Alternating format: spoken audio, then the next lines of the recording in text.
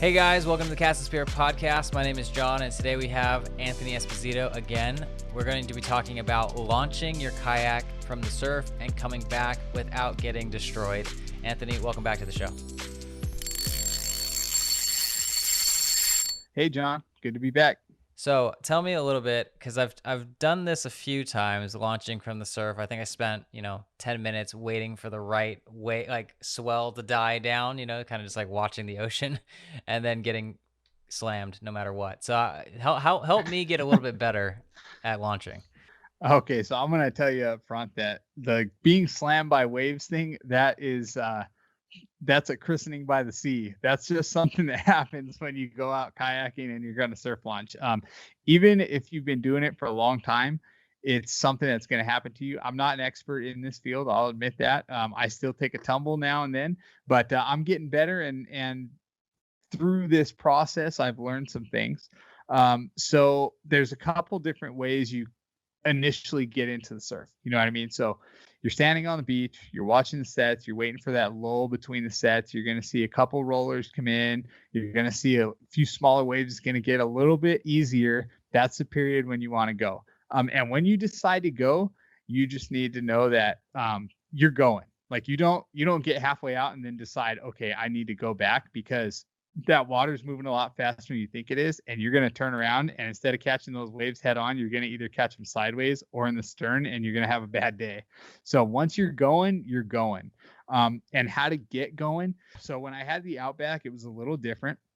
You've got a drive that needs to penetrate through the hole and hangs below for, I don't know, 18 inches or whatever it is. So you can't sit on that thing in real shallow water. You got to walk it out till you're about waist deep and then hop into it. I find that to be a little bit more treacherous than just sitting in the kayak in shallow water and waiting for the waves to roll in and then paddling through them. But both methods are effective. Just like I said, once you're going into the surf, keep your bow into the surf and just kind of charge through. If you see a big wave coming that's going to crash over your bow and onto you, you can try and wait and let that wave crash ahead of you so that you're going through the whitewater, which is fine. But you want to, you definitely don't want that wave to catch you sideways. If you start to drift, try to correct yourself as fast as you can. And worst case scenario, in my opinion, it's better to go through that wave than let that wave hit you when you're just sitting. You want that momentum. If that wave starts to push you back, you're gonna get wiped out. Now, do you always try to find like a protected shelter or cove, or is it usually mostly beaches around here that you're going to launch from? Okay, so here in Southern California, we're pretty fortunate that we have a ton of options. If you don't want to surf launch, you can launch out of a harbor typically. There's boat ramps. There's protected beaches inside the harbor. There's beaches that are open to the ocean, like La Jolla is, that are usually protected from big surf because of the way the geography works out. If you have a swell that's coming from the south and you have a cove that's protected from the south, even if it's open from the west and from the north, like La Jolla is. If you have a southwest swell coming in, you are typically going to be okay, because it's going to hit the point before it hits that beach, and you won't get as bad of waves coming in. Now, if you're going to be launching somewhere like Huntington Beach, for example, or Carlsbad, or one of these beaches where surfing is prevalent, just know that you're going to learn some stuff that day. I went out with a buddy to Carlsbad, and he lost a bunch of gear, including his drive. And it was rough, man. And it was supposed to be a relatively mild surf day for that beach, but relatively mild surf for a kayaker is relatively mild surf for a surfer is big surf for a kayaker. So know how to understand the surf, understand the geography around the spot where you're going to launch, and how to read the tide charts and the swells, the direction they're moving, how fast they're I guess the periods, which would be the space in between the sets, in between the swells. Learn what the height of the swell is, and that typically when you look at a wave, that's measured from the back face, not the inside face. So it might be deeper on the inside, which is the face that's coming at you if you're going off the beach. Um, just learn to use the resources that are available for surfers. Usually, you learn to use those. And generally, when you're looking at surf like that, if it has 3 or 4 stars or however they rate it, if it looks like it's rated good, know that that's rated for surfing, not for kayaking, and that you want the opposite of that. So true, so true. Um, Now I've seen some kayakers do like backwards coming into the surf. Is that easier or is that like not as common?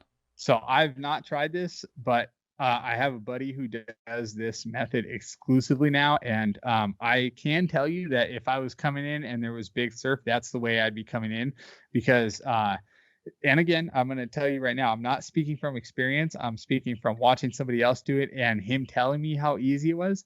But essentially, I think the principle is that you keep your bow facing into the waves, like when you're launching. And when the waves start coming towards you, if a big one starts to push you back, you can paddle forward a lot easier than you can backward. So you get momentum going forwards into it. You let the wave break, and then you continue to move backwards gradually, rather than having the wave catch you on the stern, which we've all had it happen. The wave catches you on the stern, you get moving way faster than you want to be.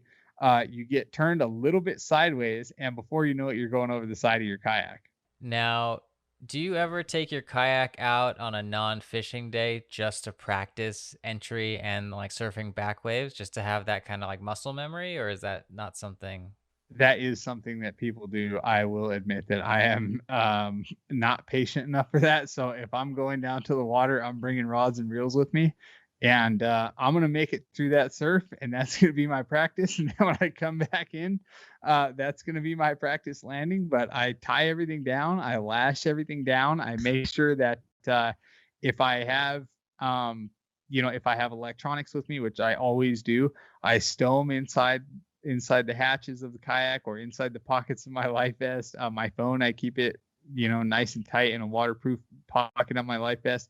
Anything that can get destroyed, it's, I think it's a good, I think it's good to consider that everything you have that can get destroyed by salt water eventually will get destroyed by salt water. And if you're in the surf, just, it's going to happen 10 times faster. Dude, these were helpful tips. Do you have anything else that people should consider when launching and coming back in from the surf? Um, so as I mentioned before, there's a lot of areas in Southern California that are protected. A lot of them are not far from areas that aren't protected. They don't always have the best fishing because they're easier to get to, stuff like that.